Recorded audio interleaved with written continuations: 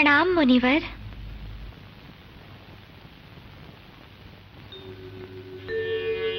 महादेवी के इस अवतार को मैं प्रणाम करता हूँ। नहीं नारद जी, आप तो देवऋषि हैं। मैं तो केवल अपने भगवान विष्णु के चरणों की दासी हूँ। न जाने मुझे मेरे प्रभु के दर्शन कब होंगे। शीघ्र ही। भगवान विष्णु ने दुष्टों का संहार करने के लिए इस त्रेता युग में अयोध्यापति दशरथ नंदन श्री राम के रूप में अवतार लिया है। दशरथ नंदन श्री राम? हाँ, और अपने पिता के दिए हुए वचन को निभाने के लिए उन्होंने अपना राजपाट त्याग कर वनवास जाना स्वीकार किया है। क्या कह रहे हैं देवऋषि? हाँ त्रिकुटा, और इस समय वो अपना एक और प्रण निभाने के लिए दक्षिण दिशा की ओर प्रयाण कर चुकी है। सच मुनिवर? भगवान विष्णु के जिस अवतार को देखने के लिए मेरी आंखें व्याकुल हो रही थी, क्या मैं उनके दर्शन करने का सौभाग्य प्राप्त कर सकूंगी? अवश्य। अपनी भक्ति और तपस्या से तुम उन्हें अवश्य प्राप्त कर सकती हो। नारायण नारायण। राम, श्री राम, कहाँ है आप? हे प्रभु, आप कहाँ हैं? राम, दर्शन दो राम।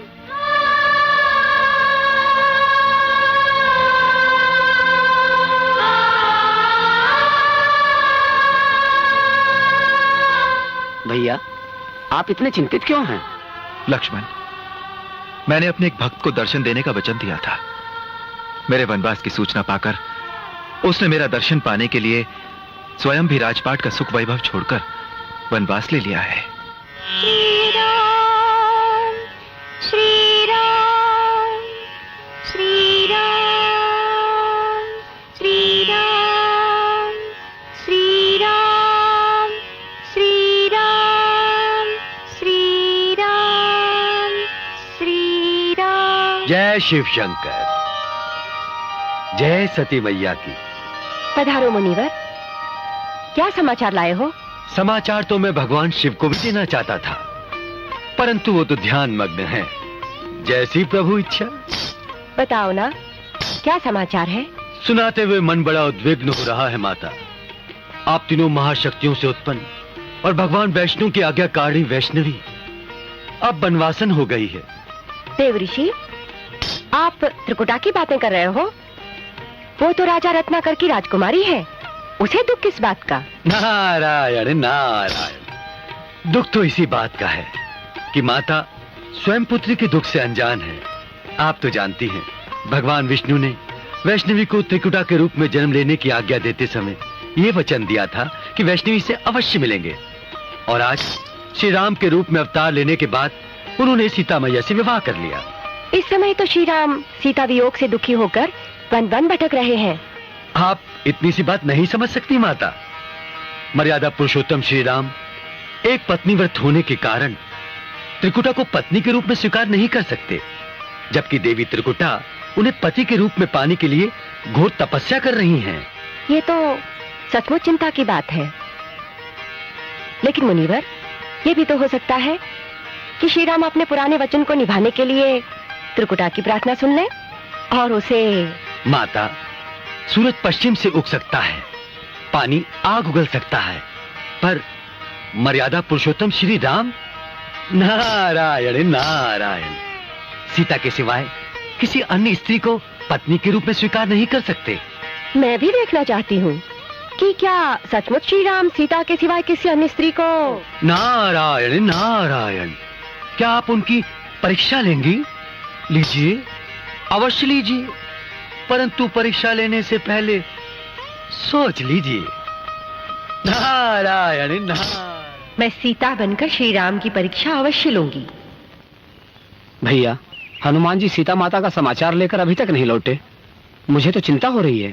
धैर्य रखो लक्ष्मण, हर काम समय आने पर ही होता है। जय श्री राम, जय श्री राम। हनुमान जी, क्या समाचार लाए हो सीता माता का? आपकी कृपा से मैंने सीता मैया को रावण की अशोक वाटिका में ढूंढ लिया है। उस दुष्ट रावण ने सीता माता को अपनी वाटिका में बंदी बना के रखा है। जय श्री राम। जय हो प्रभु। प्रभु, मैं तो स्वयं ही सीता माता को लाने की क्षमता रखता हूँ, परंतु मैया ने आज्ञा दी कि श्री राम स्वयं ही आकर मुझे ले जाएंगे।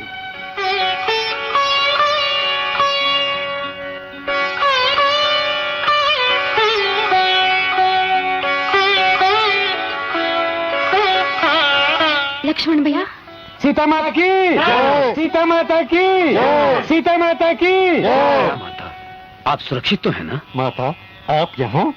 लक्ष्मण भैया, मैं लंका से लौट आई हूँ। अब रावण से युद्ध करने की कोई आवश्यकता नहीं है। किंतु प्रभु,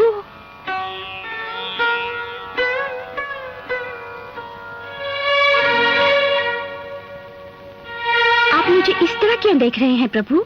आइए, अयोध्या लौट चलें। वनवास का समय पूरा हो रहा है। प्रणाम माता। प्रभु, भैया ये क्या कर रहे हैं आप? लक्ष्मण, तुम भी इन्हें प्रणाम करो। ये तो जगत जननी पार्वती माता हैं, जो मेरी परीक्षा लेने यहाँ आई हैं। प्रणाम प्रभु। माँ, मुझे क्षमा करना भगवान। मैं आपके पतिव्रत की परीक्षा लेने आई थी। मेरा भ्रम दूर हुआ। इस व्रत से आपको कोई नहीं डिगा सकता। प्रणाम। प्रणाम माँ। पार्वती मैया की। आपने यहाँ आने का कष्ट क्यों किया माँ? भगवान, मुझे त्रिकुटा की चिंता हो रही है। आपने उसे इस जन्म में मिलने का वचन दिया था। वो आपकी प्रतीक्षा में तपस्या कर रही है। उसे दर्शन दीजिए भगवान। जैसी आज्ञा माँ, मैं जाऊंगा, अवश्य जाऊंगा। श्री राम, श्री राम, श्री राम,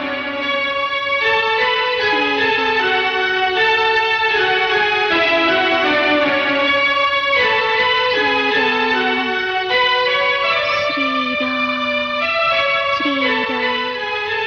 श्री राम।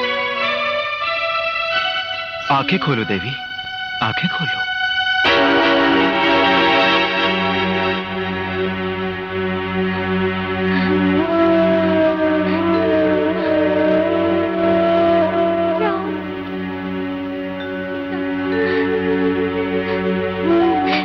हे नाथ, हे प्रभु, अपना दिया हुआ वचन भूल गए थे। मैं कभी कुछ नहीं भूलता देवी, परंतु इस राम अवतार में मेरी कुछ मर्यादाएं हैं। मैं उन्हीं मर्यादाओं का पालन कर रहा हूँ। कैसी मर्यादाएं? सती सीता के पति के रूप में मैं एक पत्नी व्रत में बंधा हुआ हूँ। मैं इस अवतार में तुम्हें स्वीकार नहीं कर सकता। नहीं, नहीं प्रभु, अब मैं चरण तब तक नहीं छोड़ूंगी जब तक आप मुझे स्वीकार नहीं कर लेते। मुझे विवश न करो देवी, मेरे चरण छोड़ो और मेरे लंका से लौटने की प्रतीक्षा करो। प्रतीक्षा करो? मैं प्रतीक्षा करने के लिए तैयार हूँ प्रभु। क्या लौटकर आप मुझे स्वीकार करेंगे? मुझे वचन दीजिए प्रभु, मुझे वचन दीजिए। मैं तुम्हें वचन देता हूँ कि लंका से लौटते समय मैं अवश्य तुम्हारे पास आऊंगा। उस समय यदि तुमने मुझे पहचान लिया तो मैं तुम्हारी बात मान जाऊंगा। मैं अवश्य पहचान जाऊंगी स्वामी। आपके लौटने की प्रतीक्षा में मैं यहीं पे राम नाम का जाप करती रहूंगी।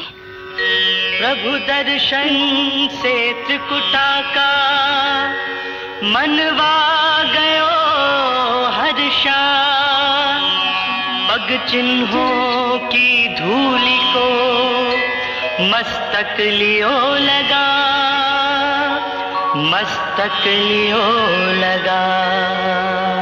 नारायण नारायण।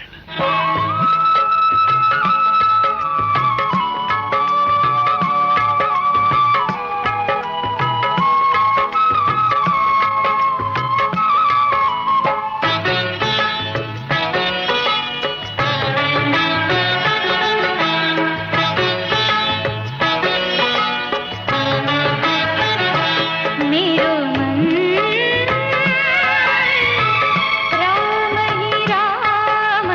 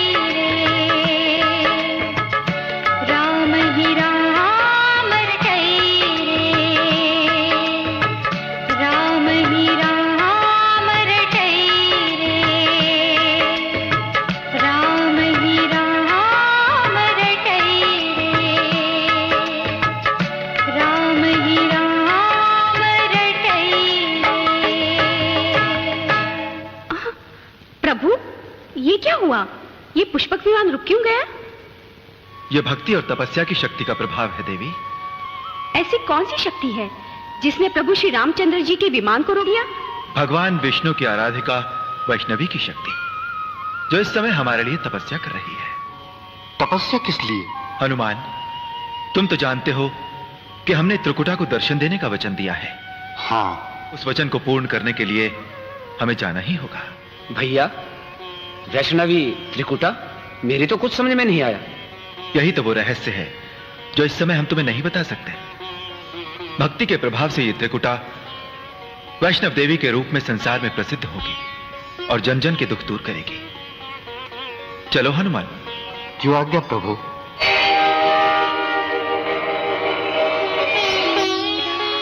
भिक्षाम देहि, भिक्षाम देहि।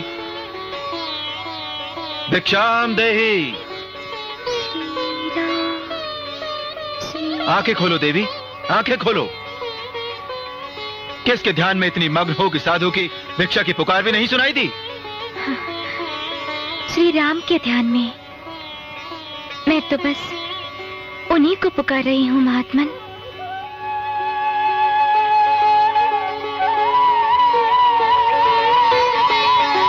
महात्मन, क्या श्री राम लंका से लौट आए? कहिए ना।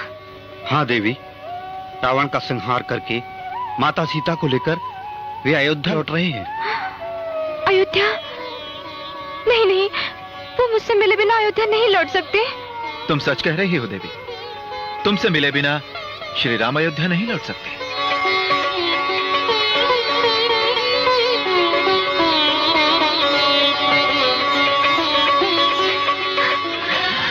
भगवान, धन्य हो प्रभु, धन्य हो। आपने अपना वचन निभाया, मैं धन्य हो गई। परंतु उस वचन के अनुसार तुम हमें पहचान नहीं सकी। हम मुक्त हो। ये आप क्या कह रहे हैं प्रभु? हाँ वैष्णवी, इस अवतार में हम तुम्हें उस रूप में स्वीकार नहीं कर सकते जिस रूप में तुम चाहती हो।